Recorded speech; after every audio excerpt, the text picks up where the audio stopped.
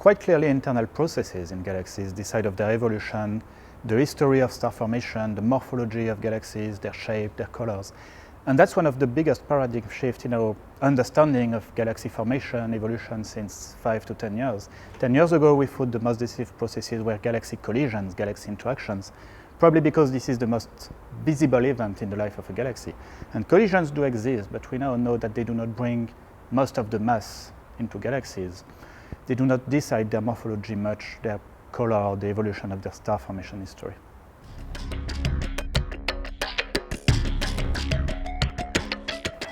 Yes, it does. And actually, it even helps to understand galaxy formation. They fit together the internal small-scale physics of galaxies and the large-scale cosmological physics of the evolution of the universe.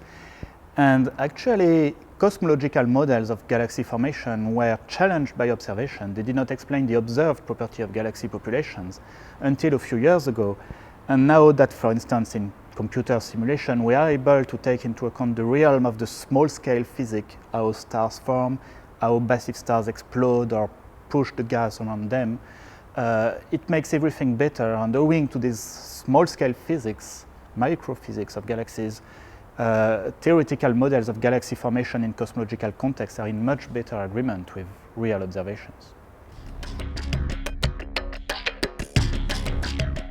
The physics of galaxy formation is so complex, multi-scale, multi-physics, that only supercomputers can solve it. You cannot solve all the equations on a blackboard or on a small computer. As we were saying before, understanding the formation of galaxies involves very large scale, the whole universe, cosmological processes dominated by dark matter and dark energy and the expansion of the universe. And at the same time, the microphysics inside galaxies at the scale of individual stars, the explosion of each supernova, for instance, is another decisive process in galaxy evolution. So you have to combine very different physical processes, very different scales, and we are just starting to do this using the largest supercomputers in the world. They do. Since a few years, observations of large samples of galaxies are now able to resolve galaxies and to provide very high-resolution maps of galaxies. You can map the distribution of stars, young stars, old stars, atomic gas, molecular gas, all the phases of the gas in galaxies. And at the same time, numerical simulation also became able to resolve the physics of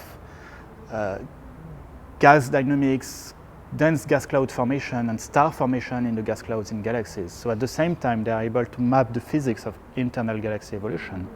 And for this reason, it's very timely to compare the new numerical simulation done on supercomputers to the very recent observation that come from the largest telescopes in the world in Chile, in the Canarias, in Hawaii, all these great observatories.